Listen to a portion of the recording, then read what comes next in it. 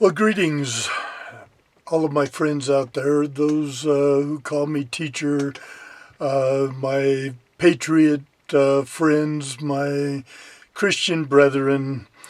I have something important to say, so I'm not going to step outside in my normal ambiance. I want to talk to you in a place where you can hear what I have to say, because this is very important. A lot of you already understand and realize that I'm kind of a freak for freedom. And I insist upon that not only for myself, but for all of the people on this planet. This is our God-given right. We are, according to Scripture, children of the Creator. And that would mean that we are creative entities and that we get to create our own reality. We don't have to choose to accept that which appears to be real. We can actually seek and find the reality that the Creator has placed before us. So upon that note, I need to talk with you about the Republic for the United States of America. Now, some of you know that I have been a huge fan and supporter of RuSA, with all of its freckles and warts and everything else, because the Republican form of government is the only thing that stands between us and the tyranny that the children of the evil one have us slated in for, penciled in for, whatever you want to call it. Their plan for us is to reduce us under absolute despotism. And that's exactly what the Founding Fathers said in the Declaration of Independence, when a long train of usurpations and abuses leading inevitably to the same object, which is to reduce us under complete despotism and tyranny. It is the people's right, it is their duty, as a matter of fact, to throw off such government and to set new standards. Well, back in 1994 or so, I was studying with Team Law up in Colorado, and we discovered that the Constitution, the de jure Constitution, not the facsimile that the present fictional corporate government is trying to foist upon us as some sort of pacifier, the true Constitution was only set aside. It was never superseded. So all we have to do, is simply lay claim to those offices which are laying vacant. And interestingly, now, this is a long story, so I'm not going to get into all the nuances of it and all of the timeline and everything else. But I decided back in 2008 that it was appropriate for me to seek the wilderness, to, like King David, go to the cave of Adullam and simply wait out the evil king. Well, long about 2010, one of my friends sent word to me that the Republic had been restored. So I came down off the mountain to investigate, and I discovered RuSA. And some people will call that the Tim Turner Republic. Some will say it was the first administration of the restored Republic. However you want to explain it, it made complete sense to me. So I joined. And unfortunately, there were a few problems with that first administration. And I had the opportunity to meet Tim Turner in Albuquerque. And it's the first time in my life that I've ever been hugged by a president.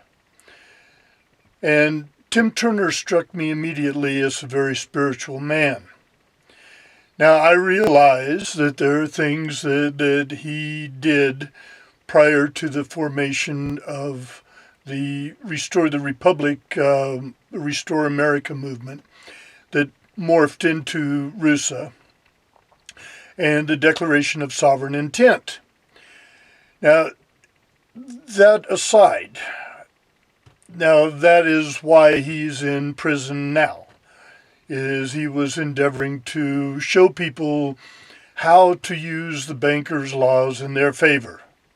Not the bankers' favor, in the people's favor. And of course, the bankers don't like that.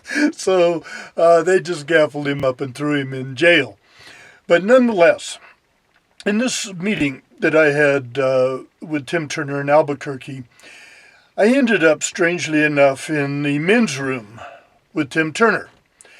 And he asked me, he said, hey, you have something on your mind, I can see it. And I said, yes, I do. I wonder about a few things. I'm not comfortable with your funding. I think that it's a mistake to accept funding that we're going to have to repay with interest. And he said, well, the funders don't want interest. All they want is the republic to be restored so that the laissez-faire economics, the free market economics, will create an environment where they can make plenty of money on their own. And I thought, well, okay, that's not quite the answer I was looking for, because I believe that a sovereign nation can print their own money, be it fiat or not. A fully formed, seated government has that right. But there was another problem, and that was the American Rangers.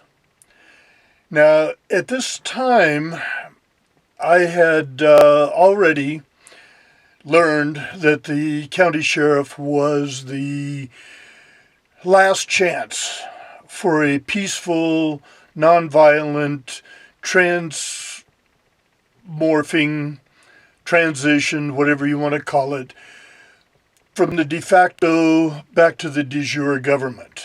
The county sheriff held the key as the supreme executive officer in the county.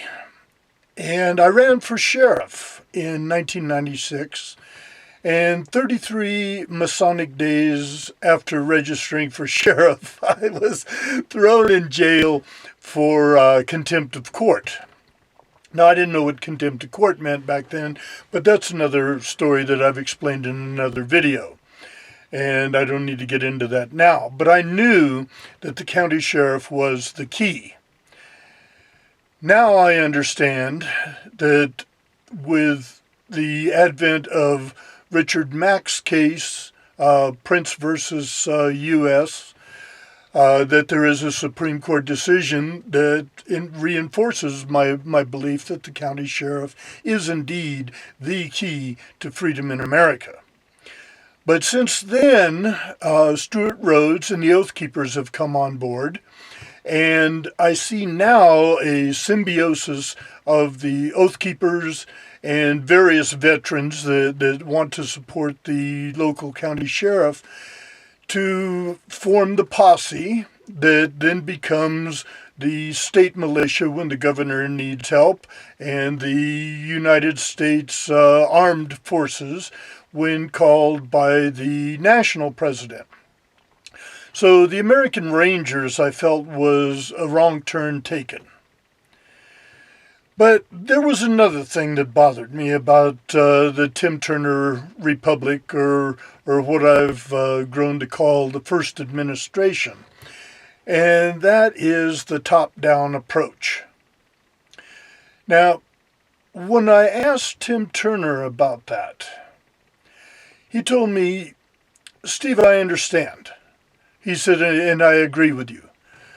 The problem is that I can't get the states rolling. I can't get the people in the states to stand up and make their states a true republic from whence comes the actual power of the national republic, as it was in the beginning." And that was the de jure law form that RuSA was re-inhabiting with the Declaration of Sovereign Intent, going back to the Articles of Confederation, the Declaration of Independence, the Constitution for the United States of America, and the Bill of Rights.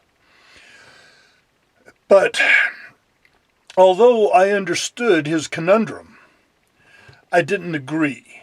And he agreed with me that I was right. It was the wrong approach, but he was left with no other alternative at the time. He had to hold the seats open in all of the state governments in order for governors to be declared or appointed or elected or whatever was going to happen within the states themselves. So the meeting was a short one.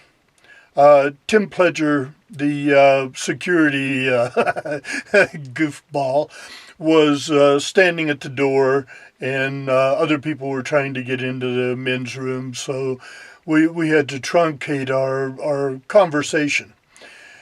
But as time went on, and Tim came under fire for various, what some people would call improprieties, I endeavored to negotiate, arbitrate, try to come up with a conclusion or something that would put the states at ease.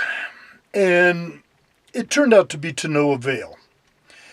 And meanwhile, Tim got arrested and tried by a puppet jury and convicted of trying to defraud the U.S. government, which of course is a fraud in itself, which I find kind of interesting. But nonetheless, with the kept juries and the way the lies are put together as laws, Tim was indeed convicted and sentenced and is now in jail. And interestingly, the order of succession, for whatever reason, normally goes to the vice president, who at that time was C.W. Wright, and some will say that he was an agent provocateur. And certainly Nathan Peachy and Rick Weiner and Kerry Shahan and some others who were in the upper management of the first RuSA administration, if they weren't agents provocateur, I'd be surprised, although the jury is not in on that yet. But however it happened, although the laws of succession, when a president is disabled for whatever reason, generally go to the vice president first, and then to the Speaker of the House, and then to the Senate pro temp. And in this case, it worked out that it went to the Senate pro tem, which was James Geiger. Now, there was one other thing that really bothered me about RuSA, and that was that I could not read the Declaration of Sovereign Intent that I was signing my life up for. And that really bothered me. So Early in 2012, I just put RuSA on my Nevermind list. And some of my friends asked me, well, when are you gonna come down off the mountain? And I said, when I see the signs, I'm waiting for the signs. And as those of you who understand Scripture know, there has to be the two witnesses. So it was in 2015 that I walked out of the cave of Adullam about 4 a.m., which is usually, somewhere around the time that I begin my day, somewhere between, 2 and 4. And when I walked out and looked in the western sky, there was a huge blood moon. And I thought to myself, whoa, let's go back to Joel chapter 3. Let's go back to Matthew chapter 24. Let's talk about these signs that the Messiah is soon to come. So I thought, well, okay, I'm going to now look for the second sign. And that came, interestingly, 33 days later. On May the 7th, when one of my friends sent word to me that RuSA had released the Declaration of Sovereign Intent. So I could now read the Declaration of Sovereign Intent.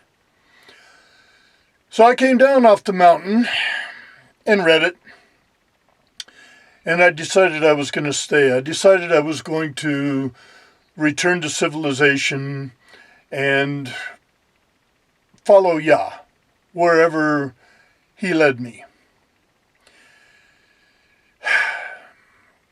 And I felt led to resume my interaction with the Republic for the United States of America. And I did. About 6 months later,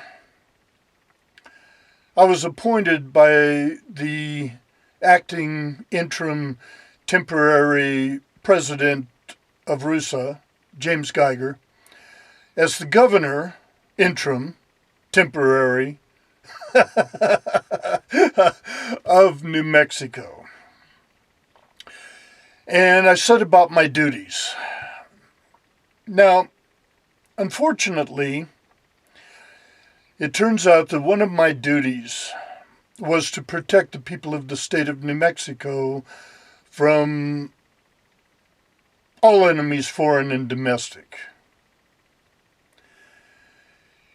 And it came to my attention that as acting temporary interim president James Geiger came on to build the states call, a RuSA call that is dedicated to building the states so that he would have a congressional quorum and could reconvene the de jure government. And on that call, James Geiger made a plea to the people of RuSA to support the Zionist Jewish state of Israel over in Palestine.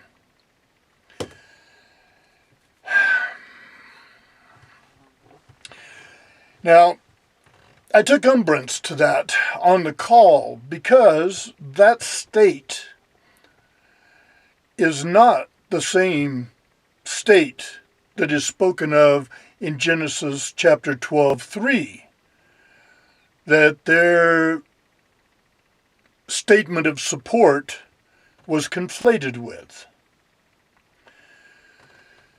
So James Geiger, rather than trying to make any explanation himself, lateraled off to Justice Roger Waters, who told me, oh, no, it's the land. It's not the people, it's the land. Which, of course, is a lie. And I took umbrance to that. Now, over the course of a short while, I had some brief interaction with the current management of RuSA. And I gave them chapter and verse and explained to them from Scripture that this Jewish Zionist state of Israel is not the same people of Israel, the descendants of Abram, that was spoken of in Genesis 12:3, or referred to in later Scripture as the chosen people. So, rather than discuss the matter with me,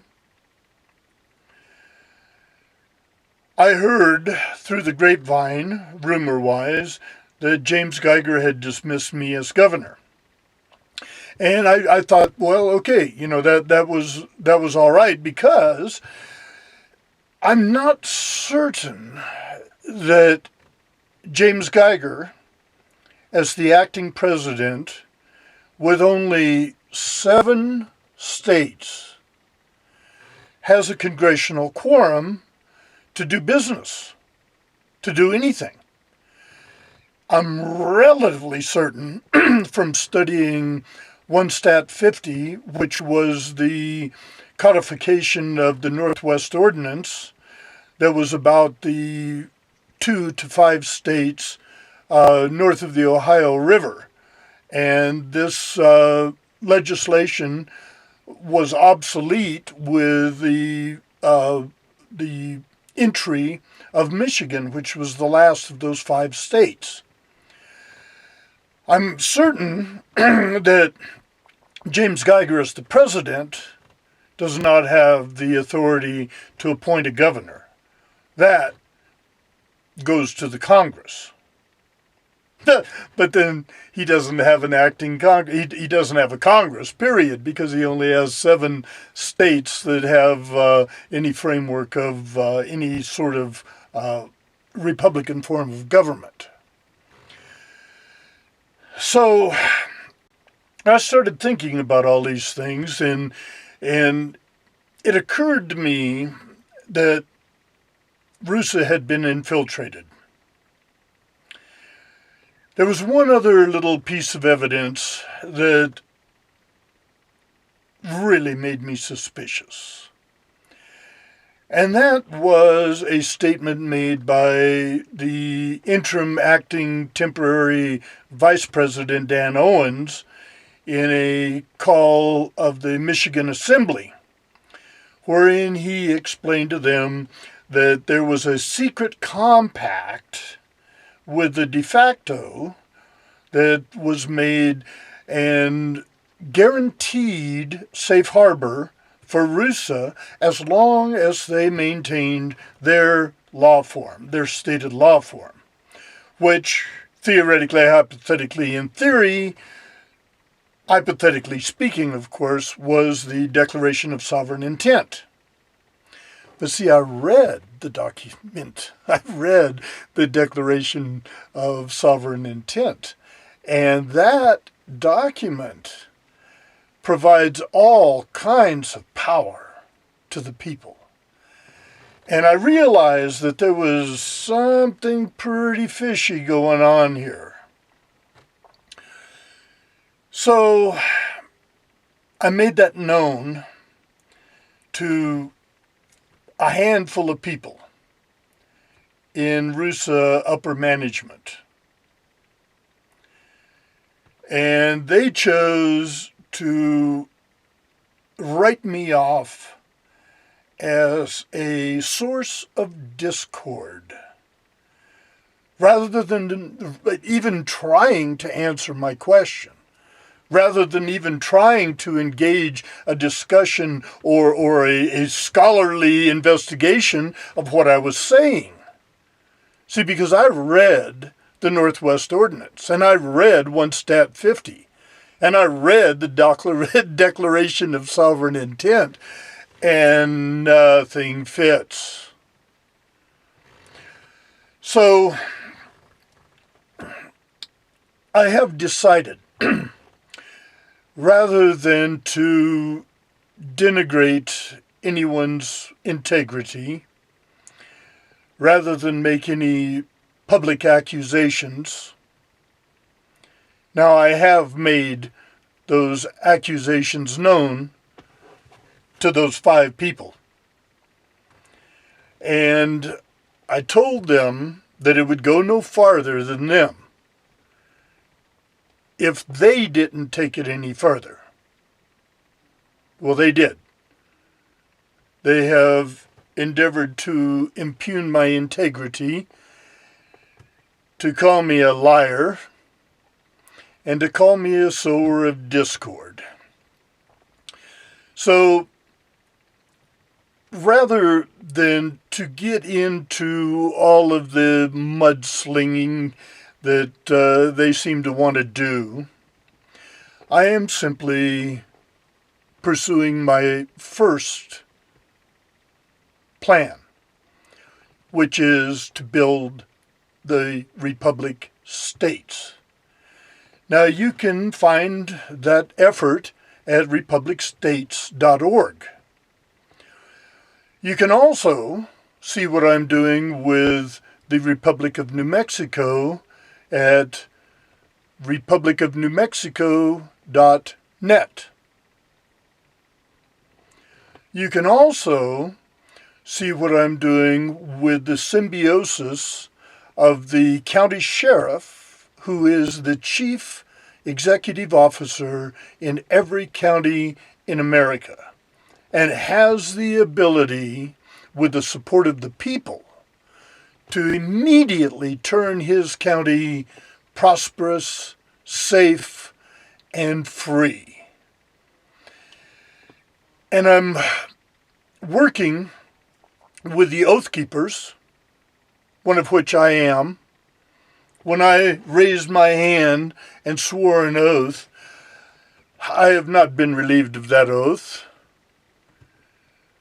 When I decided to run for sheriff the first time, I am not relieved of that vision.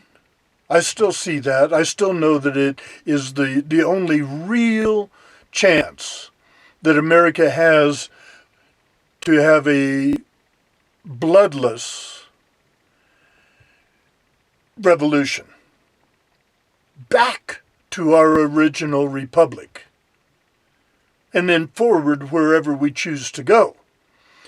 With a quorum of the states, 36 to be exact, the states can have a congressional Congress, a continental Congress, and they can call for elections, both in their states and nationally, and we can bring freedom and peace back to America without raising our fists, without firing a shot, and without a bloody revolution. Our founding fathers have given us the contract. It is the de facto corporate government under the rule of the Rothschilds' Jewish bankers who have stolen our country. And we can take it back. They're cowards. Those people will never, ever come after any of us themselves. They will send their minions, but their minions are mercenaries. Their minions are cowards. Their minions do not have the zeal, the love of freedom in their hearts. They will run. And they do. Every time a county sheriff has stood up, the federal vermin have run back under the rocks from whence they came.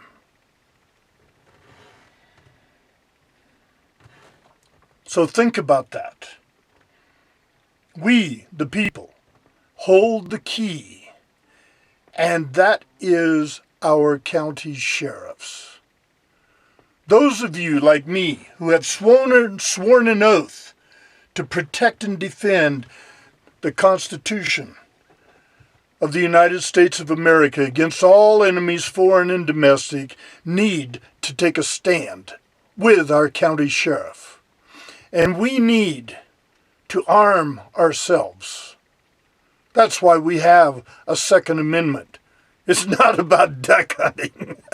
It's the last bastion of hope against tyranny.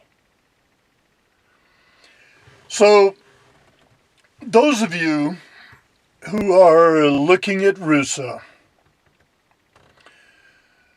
don't despair. Don't give up. But don't join. Because I am terribly afraid that the people who are sitting in positions of power in RuSA right now are agents provocateurs, and they're going to give all of your information to people that you may not want to have it. So, sit back. Consider your neighborhood. Consider your community. Consider your county. Look at what you can do for your neighbors. Look at how you can help to bring prosperity and security and safety back into your communities. Look at how you can serve your neighbors by supporting your local sheriff. Think about how our republic was put together the first time. That's what we're re-inhabiting. So think about that. Forget for the moment about RuSA. RuSA is on a path to destruction. They're down to 7 states. And they just lost New Mexico. And others that they don't even know about yet. So they're never going to have a constitutional quorum. But if the states will concentrate on their own business, building their own counties, electing their own representatives, their own governors, their own senators, their own judiciary, that is what is going to make a big difference. So, bottom line,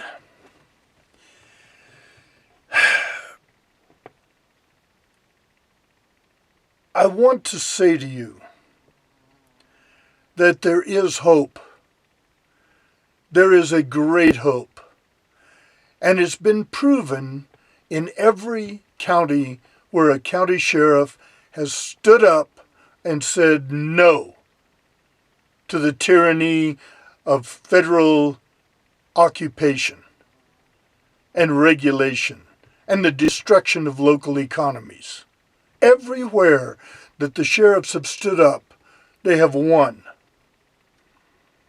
Look at the Bundy Ranch. The feds ran from a handful of people.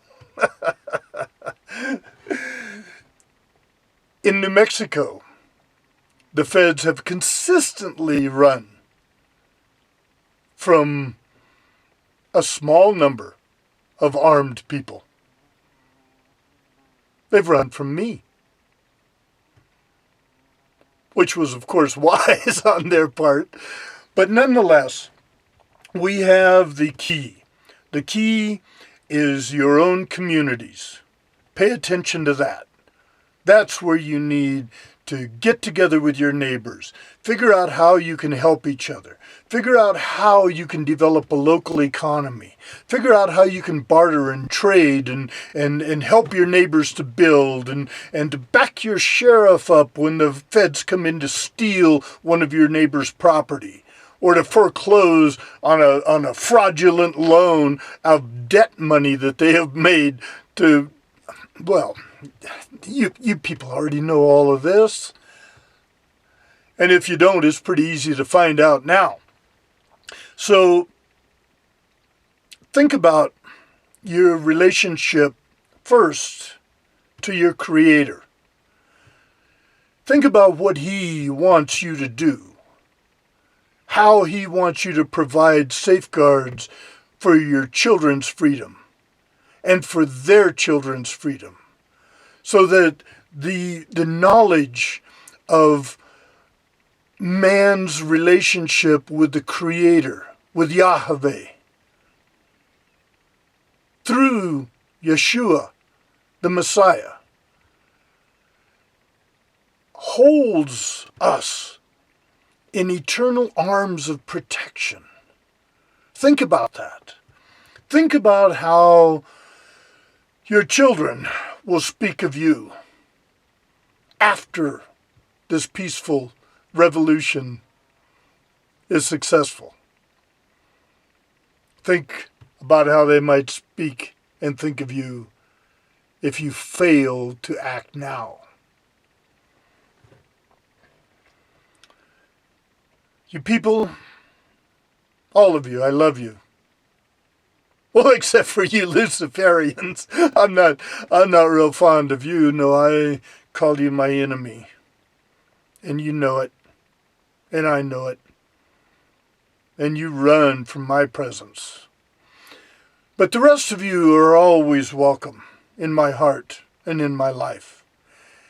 And we need to work together. All races, all cultures, both sexes, and those in between. The young and the old, the rich and the poor, the Republicrats and the demagogues, we're all in this together. We have to see that. We have to get past our nitpicky little stupid divisions. This divisiveness is killing us, literally. So, in Yahweh's peace and in Yahweh's love and in Yahweh's protection, I leave you in His love. Through the name and the precious saving power of Yeshua HaMashiach, the Messiah, promised in Scripture and soon to come. As we say in New Mexico,